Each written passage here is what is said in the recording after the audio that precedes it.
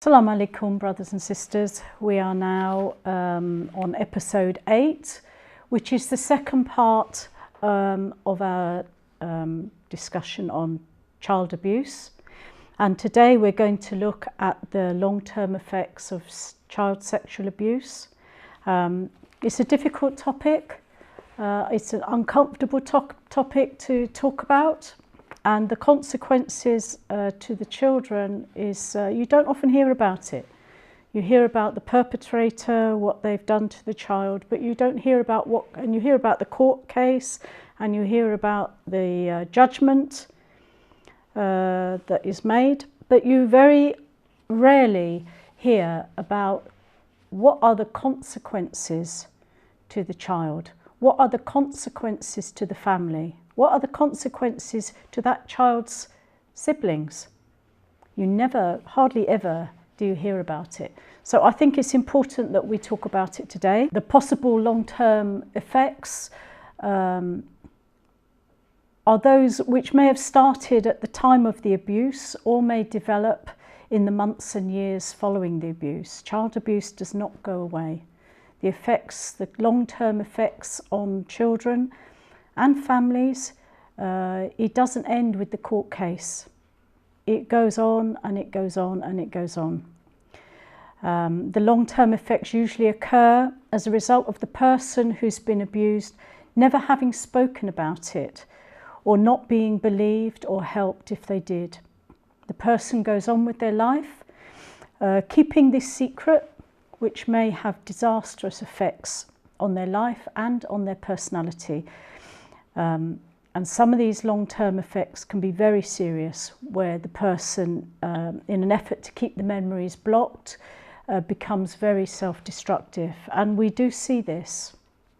We see this in alcoholism and drug misuse, by numbing themselves with drugs and alcohol, getting out of it. It can be a way that children who've been abused as adults, even as children, try to avoid the painful feelings.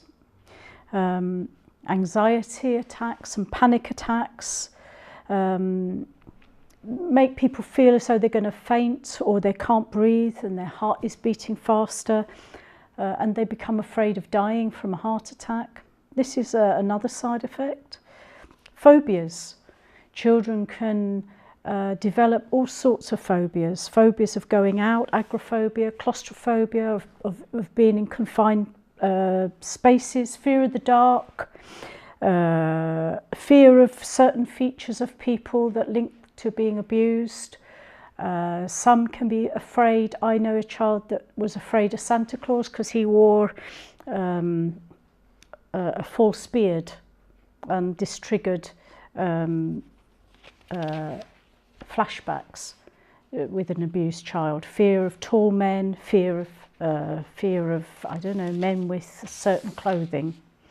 Eating disorders. Now, eating disorders is quite a common one for children that have been abused, because it's about trying to control their environment, because things have happened to them that are out of their control. So eating disorders including anorexia, where you don't eat, you see yourself as fat even though you are maybe 4 or 5 stone. Bulimia, where you eat and then you make yourself sick. And compulsive eating, where you can't stop. You eat and you eat and you eat. It's like filling up a hole that can never be filled. And of course you get fatter and fatter with all those problems.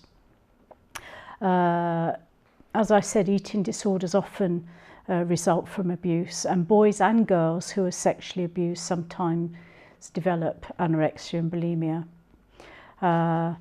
In a rigidly controlled family system where abuse is hidden and all appearances are normal, anorexia or bulimia can be the only way of that child showing their distress and a cry for help. So as a social worker, if we're dealing with children that have eating disorders or self-harm, we are mindful that these are attributing, and the same with alcohol and drugs as well, of course, these are linked to potential child abuse. So we look for these things. Hypochondria is when somebody suffers from one illness after another, unexplained aches and pains, headaches, rashes, stomach pains. There appears to be nothing wrong with them, but their main topic of conversation are the various illnesses and a fear of death in many cases. This is often a form of diversion away from the psychological effects of abuse. Prostitution. A woman who has been sexually abused may turn to prostitution, and so may boys. This may partly be as a result of having such negative feelings about themselves that she doesn't care anymore what happens to her body. Or she may feel that at least she's getting paid for the services her body provides. Also, if abuse was the sole means of getting physical contact or a sense of love as a child, they may continue to look for closeness only in sexual ways. Other women may be the complete opposite of this and may go to any lengths to avoid closeness and intimacy. And I say women, but it can be men and boys. Sexual problems. Feelings about sex may be very confused and sometimes extreme. Some women may hate sex and get no enjoyment from it and go to great lengths to avoid it. And other women may become very sexually active, yet appear to get very little enjoyment out of the sexual act.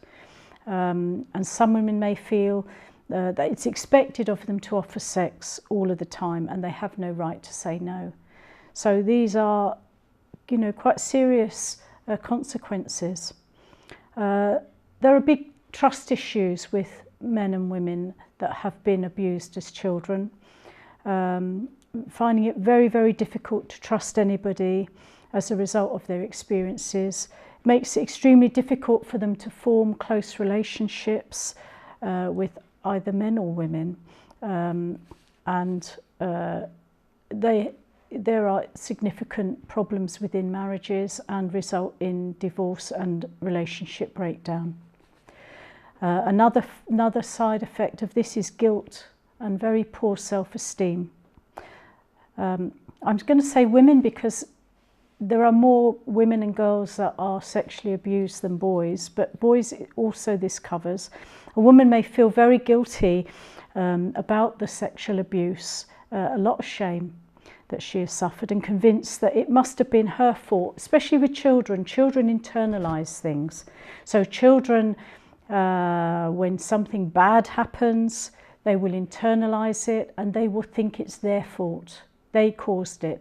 And with a lot of abusers, they make the victim feel that they are the cause of the abuse, that somehow or other they have brought it upon themselves, and so this leaves the victim feeling very bad about herself, and even in situations where she has suppressed any recollection of the abuse, she may have no idea why she feels this way. She will see herself as dirty or bad or unloved or unlovable. And many women also describe feeling as if other people know they have been abused just by looking at them. And also women who have been abused may block their emotions and feelings. They seem to live their lives without ever really connecting to deeper feelings within themselves. So they are cut off from themselves. They may seem cold. They may seem disconnected. If we are living as good Muslims, and if we are trying our hardest to follow the path that has been laid for us, things will come right. But we must talk about the things that are wrong in our communities, and we must talk about alleviating these problems, about uncovering these problems, not camouflaging them, not hiding them. This is what is important, and this is why it's important that we bring these topics up. As uncomfortable as they are, it's important that we bring them up. So on that note, I'm going to end this episode and say thank you.